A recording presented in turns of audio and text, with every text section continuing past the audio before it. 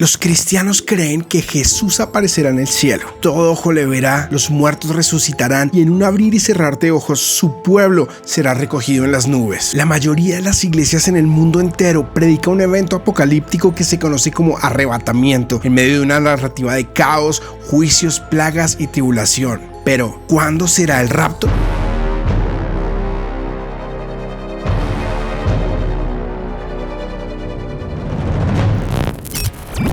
Hola, mi nombre es Daniel Vanegas, estudié 5 años y medio de cine y televisión, 4 años de teología y ahora hago videos en YouTube. En mi canal hablo de misterios como ¿existen los vampiros? O ¿quién es Lilith?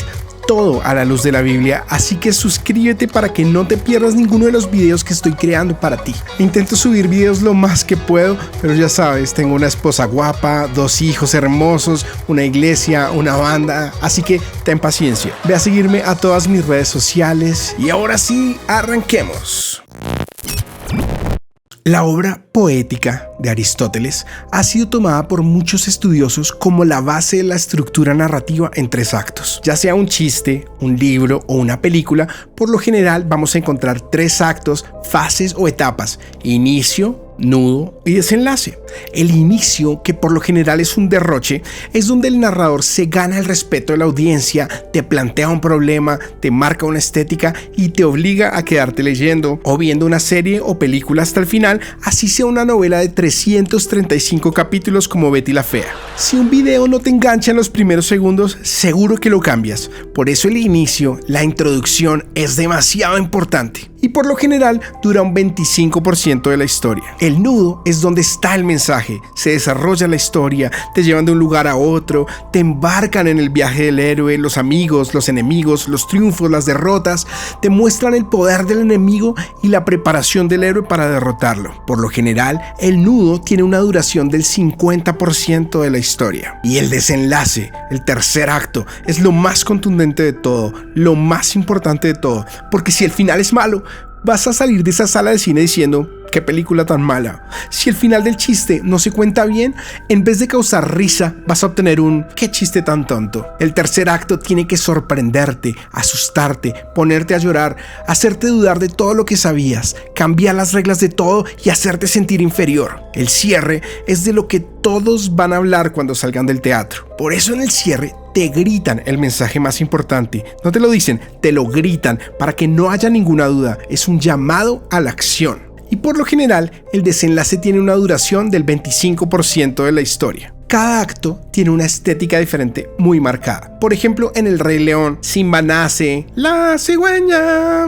Luego Simba huye y es Hakuna Matata. Y en el tercer acto, Simba vuelve a pelear contra Scar. Son 3 momentos muy diferentes y están marcados por un punto de giro. Entre el primer acto y el segundo muere Mufasa, lo que cambia de rumbo la historia. Y lo que cambia de Hakuna al regreso de Simba es que Mufasa se le aparece y le dice: has olvidado quién eres y me olvidaste a mí. Ahora, en la Biblia encontramos 3 actos principales marcados por 3 puntos de giro. El primer acto: Dios crea un mundo hermoso, pero el hombre lo echa a perder por medio del pecado. Dios intenta acercarse de muchas maneras y juntar las ovejas perdidas de Israel, pero el pueblo no quiso. Se necesita un héroe, un salvador. El punto de giro es el nacimiento de Cristo, del que hice uno de los videos a los que le he metido más cariño de todos: el origen de la Navidad, que tienes que ir a verlo. En solo 3 años de ministerio público, Jesús partió la historia de la humanidad en 2, antes y después de Cristo. Ahí empieza el segundo acto, la era de la iglesia. Un grupo de 12 personas ayudadas por el Espíritu Santo le predica al mundo entero la palabra de Dios, llegando a los rincones más remotos del mundo, llevando la salvación de Cristo por medio de la palabra de Dios. Pero hacia el final de este acto, el mundo se corrompe, se empieza a perseguir a la iglesia. Después de que gran parte del mundo ha sido cristianizado, ahora se levantó una generación que persigue a los cristianos. De esto hablo en mi video Comenzó la tribulación, que tienes que verlo. Por medio de leyes, tiranías, medios de comunicación, incluso conciertos, se establece un reino de oscuridad.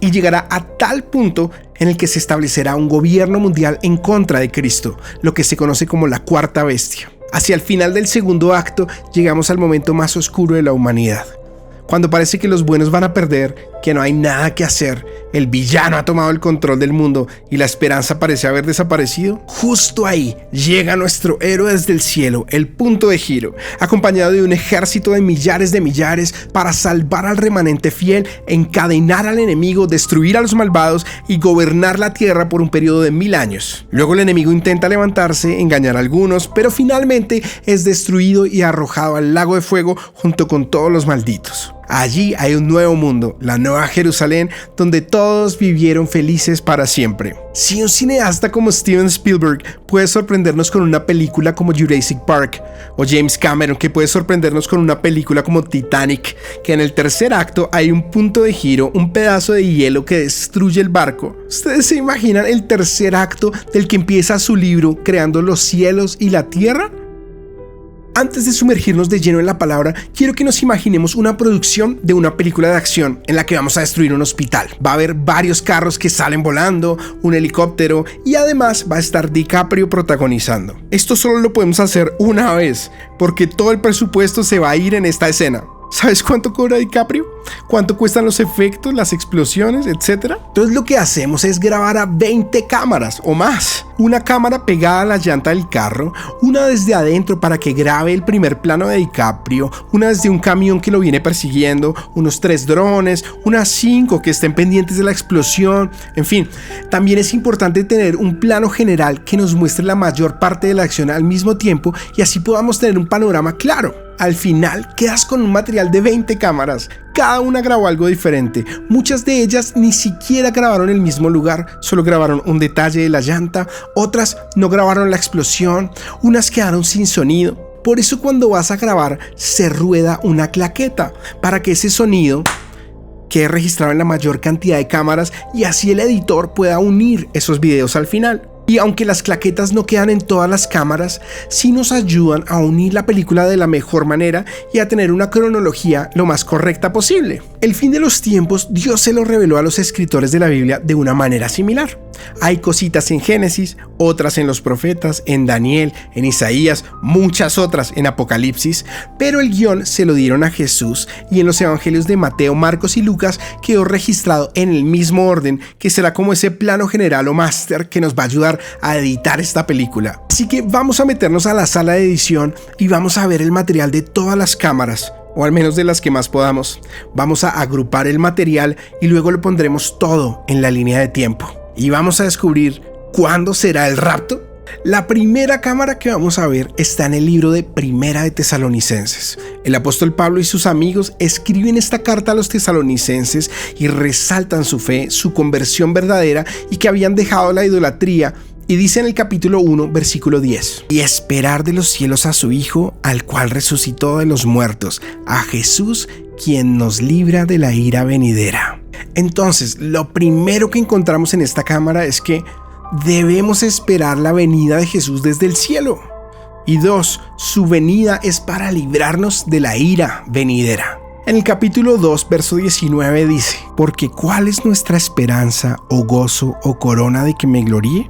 ¿No lo sois vosotros delante de nuestro Señor Jesucristo en su venida? Pablo dice que tiene muchas ganas de ir a visitar la iglesia de Tesalónica porque la única esperanza, gozo o corona en la que puede gloriarse es haberle predicado la palabra a la iglesia de Tesalónica, porque seguramente nuestro Señor Jesús en su venida lo va a premiar. Entonces, la venida de nuestro Señor Jesucristo es para premiar. Y 2, las personas a las que le hemos predicado el evangelio son nuestra corona en la venida del Señor. En el capítulo 3, versículos 12 y 13 dice: y el Señor os haga crecer y abundar en amor unos para con otros y para con todos, como también lo hacemos nosotros para con vosotros, para que sean afirmados vuestros corazones irreprensibles en santidad delante de Dios nuestro Padre en la venida de nuestro Señor Jesucristo con todos sus santos. Pablo le dice a la iglesia que el Señor les haga crecer en el amor para que ellos sean afirmados y puedan estar irreprensibles en santidad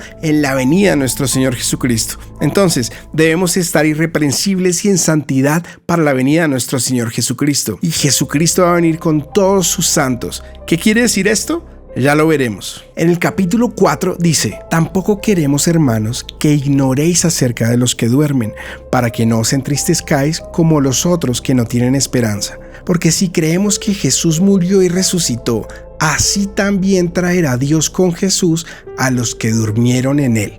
Por lo cual os decimos esto en palabra del Señor, que nosotros que vivimos, que habremos quedado hasta la venida del Señor, no precederemos a los que durmieron, porque el Señor mismo, con voz de mando, con voz de arcángel y con trompeta de Dios, descenderá del cielo, y los muertos en Cristo resucitarán primero. Luego nosotros los que vivimos, los que hayamos quedado, seremos arrebatados juntamente con ellos en las nubes para recibir al Señor en el aire, y así estaremos siempre con Él. Lo primero que nos dice es que así como Jesús murió y resucitó, así traerá con él a los que murieron o durmieron en Cristo, sus santos, aunque luego veremos que habrá otros santos que vendrán con él. Hay personas que van a quedar vivas hasta la venida de Jesús. Luego nos da unas pistas sobre cómo y en qué orden se va a realizar esto. El Señor mismo, con voz de mando, con voz de arcángel y con trompeta de Dios, descenderá del cielo. Esto es lo que se conoce como segunda venida de Cristo. Los muertos en Cristo resucitarán primero. Esto es conocido como la resurrección de los muertos. Luego, después, los que vivan, que hayan quedado, serán arrebatados. Esto es lo que se conoce como el rapto. Y serán arrebatados juntamente con ellos en las nubes. Y aclara que no precederemos a los que durmieron, que no quepa duda de que los muertos resucitarán primero y luego sí seremos raptados. Todo esto es para recibir al Señor en el aire y estar siempre con Él. En este capítulo el Señor nos dice que el rapto será después de la resurrección de los muertos durante el descenso del Señor Jesús con voz de trompeta y voz de arcángel. En el capítulo 5 dice lo siguiente: pero acerca de los tiempos y de las ocasiones no tenéis necesidad, hermanos, de que yo os escriba, porque vosotros sabéis perfectamente que el día del Señor vendrá así como un ladrón en la noche, que cuando digan paz y seguridad, entonces vendrá sobre ellos destrucción repentina, como los dolores a la mujer encinta, y no escaparán. Mas vosotros, hermanos, no estáis en tinieblas para que aquel día os sorprenda como ladrón, porque todos vosotros sois hijos de la luz e hijos del día.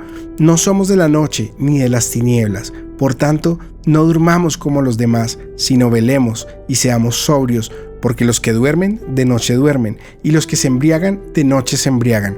Pero nosotros, que somos del día, seamos sobrios, habiéndonos vestido de la coraza de fe y del amor, y con la esperanza de salvación como yelmo, porque no nos ha puesto Dios para ira, sino para alcanzar salvación por medio de nuestro Señor Jesucristo, quien murió por nosotros para que, ya sea que velemos o que durmamos, vivamos juntamente con Él. En este capítulo de Tesalonicenses encontramos estas características. El día del Señor vendrá como ladrón en la noche para los malos, los que no lo esperan. El día del Señor vendrá como destrucción repentina sobre los malos. El día del Señor será como los dolores de la mujer encinta. Los malos no van a poder escapar. A los buenos que andan en la luz no los sorprenderá como ladrón, y se hace un mandato a velar y a la sobriedad. Aclara que Dios no nos ha puesto para la ira, sino para alcanzar salvación por medio de Jesús, que aunque durmamos, posiblemente morir, o velemos, o sea, vivir hasta ese día, que siempre estemos con Él. En el versículo 23 del capítulo 5, Pablo nos anima con las siguientes palabras: y el mismo Dios de paz os santifique por completo, y todo vuestro ser, espíritu, alma y cuerpo, sea guardado irreprensible para la venida de nuestro Señor Jesucristo. Fiel es el que os llama, el cual también lo hará. Es un llamado a la santidad en todo nuestro ser, pero también es el consuelo de que el que lo va a hacer es Dios mismo. Pero debemos dejarnos santificar, dejarnos limpiar, apartarnos para Él. En esta primera carta a los tesalonicenses, en cada capítulo se menciona la venida del Señor. Al terminar todo lo que extraigamos de todos los libros, de todas las cámaras, te mostraré un gráfico con todas las características que encontramos en cada pasaje, en cada cámara. Así que quédate hasta el final. Una pausita para decirte que me des un like. ¿Te va gustando, cierto? Entonces demuéstramelo con un like.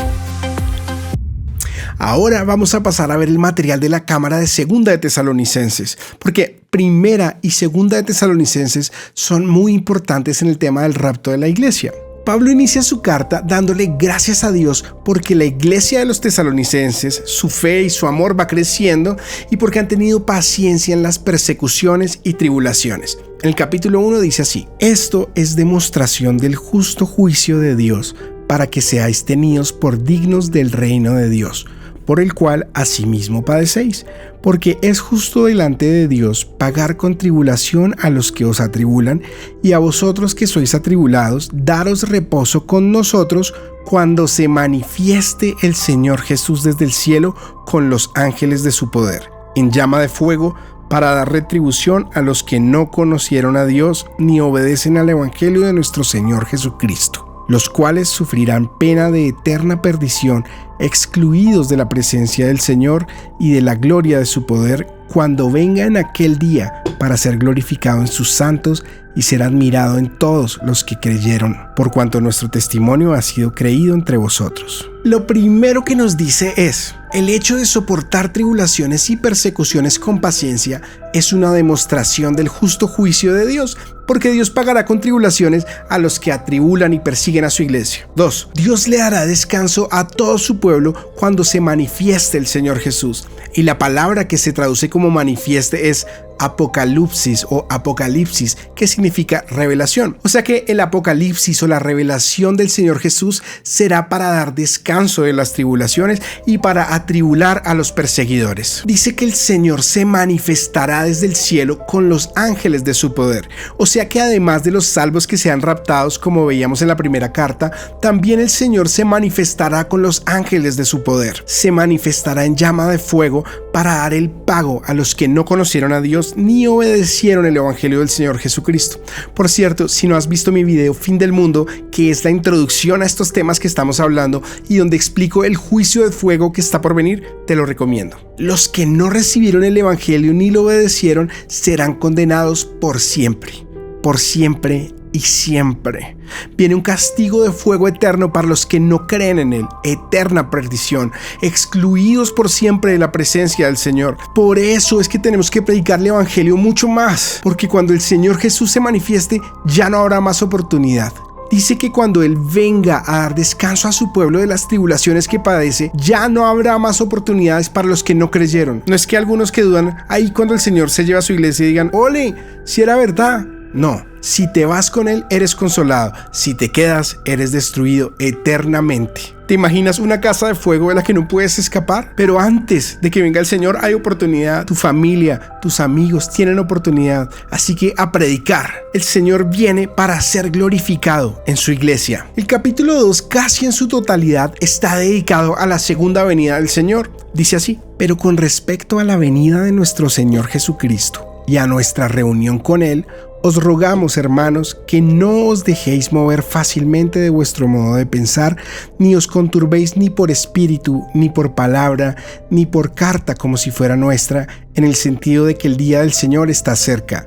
Nadie os engañe en ninguna manera, porque no vendrá sin que antes venga la apostasía y se manifieste el hombre de pecado, el hijo de perdición, el cual se opone y se levanta contra todo lo que se llama Dios o es objeto de culto, tanto que se sienta en el templo de Dios como Dios, haciéndose pasar por Dios. ¿No os acordáis que cuando yo estaba todavía con vosotros os decía esto? Y ahora vosotros sabéis lo que lo detiene, a fin de que a su debido tiempo se manifieste, porque ya está en acción el misterio de la iniquidad, solo que hay quien al presente lo detiene, hasta que él a su vez sea quitado de en medio, y entonces se manifestará aquel inicuo, a quien el Señor matará con el espíritu de su boca y destruirá con el resplandor de su venida, inicuo cuyo advenimiento es por obra de Satanás, con gran poder y señales y prodigios mentirosos, y con todo engaño de iniquidad para los que se pierden, por cuanto no recibieron el amor de la verdad para ser salvos. Por esto Dios les envía un poder engañoso para que crean a la mentira, a fin de que sean condenados todos los que no creyeron a la verdad, sino que se complacieron en la injusticia. Pero nosotros debemos dar siempre gracias a Dios respecto a vosotros, hermanos amados por el Señor, de que Dios os haya escogido desde el principio para salvación mediante la santificación por el Espíritu y la fe en la verdad, a la cual os llamo mediante nuestro Evangelio para alcanzar la gloria de nuestro Señor Jesucristo. Aquí hay 10 puntos que nos quedan bien claros de estos versículos. 1. Pablo aclara que todo lo que va a hablar a continuación es sobre la venida del Señor y nuestra reunión con Él, mencionando primero la venida del Señor y luego nuestra reunión con Él. El original de la palabra venida es el griego parousia, que se define como retorno, advenimiento, presencia o retorno de Cristo para castigar. Y la palabra que se utiliza para reunión con Él es episunagogé, que significa colección completa, específicamente reunión cristiana para adorar. O sea que podríamos parafrasear este texto como el regreso de Cristo y la reunión con su iglesia. 2. Pablo dice que no nos dejemos mover fácilmente en nuestra manera de pensar respecto a la venida del Señor y que no nos asustemos ni por carta, ni por espíritu, ni por palabra como si viniera de los apóstoles en que el día del Señor está cerca. Si Pablo les dice que no se dejen mover fácilmente es porque es muy fácil confundirse si no se escucha la información adecuada o si no se tiene la palabra para corroborar todo. 3. Dice que nadie los seduzca o engañe porque el día del Señor no vendrá sin que antes venga la apostasía, que significa deserción o divorcio de la verdad, lo que me recuerda a Mateo 24 que veremos más adelante, pero el que también hice un video que se llama Empezó la tribulación, que aquí te lo dejo. Pablo quiere que ni por nada del mundo nos dejemos mover de un principio básico que es el día del Señor y nuestra reunión con Él va a ser después de que venga la apostasía. O sea, primero se verá una deserción del cristianismo, un abandono de la verdad, gente que había predicado a Cristo hablando en contra de Él. 4. También nos dice que antes del día del Señor se manifestará el hombre de pecado o anticristo. Y la palabra para hombre de pecado es anomia, que significa el inicuo o transgresor de la ley. También se le llama hijo de perdición o hijo de la destrucción, apoleia. 5. Este anticristo se levantará contra todo lo que se llama Dios o es objeto de veneración, o sea que es un perseguidor de las religiones, principalmente del cristianismo. 6. Luego de perseguir las religiones, él mismo va a entrar al templo de Dios, posiblemente el templo de Jerusalén o una iglesia. Incluso hay algunos que proponen que puede ser una mezquita en el monte del templo, pero el caso es que se hará pasar por Dios. 7. Luego dice que este anticristo no será revelado. Esta vez la palabra es apocalipto, que significa también descubrir, revelar o quitar la cubierta, pero no será manifestado hasta que alguien se ha quitado en medio. Realmente Pablo no aclara de quién se trata, porque los tesalonicenses ya lo sabían. Algunos dicen que es el gobierno romano, otros dicen que es la predicación del evangelio o que Satanás está atado, algunos dicen que es la providencia de Dios o el Estado judío, otros dicen que puede ser la iglesia, otros dicen que el Espíritu Santo se la ha quitado y otros dicen que es el arcángel Miguel. Pero lo cierto es que hay algo que lo detiene y cuando eso se ha quitado, ahí se manifestará en el tiempo señalado el anticristo. 8. También nos dice que este inicuo será tomado hacia arriba, anaireo en el griego, que quiere decir que el Señor lo arrebatará y lo matará en el aire o lo destruirá. Todo esto por el resplandor, que en el griego es epifanía y se refiere a la manifestación, aparición o resplandor de la venida del Señor. 9. También aclara que la manifestación o venida del anticristo es por obra directa de Satanás y por eso hace grandes señales milagrosas mentirosas. O sea que el anticristo va a ser muy poderoso y va a realizar grandes milagros por medio de Satanás. 10. Dios manda un espíritu de error porque la gente no quiso creer a la verdad de Cristo, entonces van a ser engañados por el padre de la mentira. Tú escoges o le crees a la verdad de Dios o a la mentira de Satanás. Termina diciendo que le da gracias a Dios de que fuimos escogidos desde el principio para ser salvos, un tema de predestinación. Y si quieres que haga un video sobre la predestinación, escríbelo en los comentarios. Pablo influyó de una manera impresionante en la escritura del Nuevo Testamento, ya que escribió 13 libros de 27, sin contar Hebreos, que también podría ser de él. Además de influir en la escritura del Evangelio según San Lucas, quien fuera discípulo, médico personal y acompañante en la mayoría de los viajes de Pablo y que escribió el libro de Hechos. Y también influyó en el Evangelio de Marcos, que también acompañó a Pablo y a Bernabé en muchos de sus viajes. Y algo genial es que el apóstol Pablo fue evangelizado directamente por el Señor Jesucristo en persona. Él era un perseguidor de cristianos, de la iglesia, y un día el Señor Jesucristo se le manifestó, literalmente se le apareció, y la vida de Pablo nunca más fue igual. Por eso cuando Pablo habla de la aparición o la revelación de Jesucristo, lo habla de una manera muy clara y muy sentida. Estas dos cartas a los tesalonicenses nos dejan varias bases para entender un poco sobre la segunda venida del Señor y el rapto. Prácticamente es el tema central en ambas cartas, pero no quiero entrar a profundizar o a dar mi interpretación, que en últimas no importa, sino que quiero que pasemos a nuestra siguiente cámara, Primera de Corintios, pero en un próximo video. Así que cuando este video llegue a 300 likes, subo la segunda parte de ¿cuándo será el rapto? Dios te bendiga.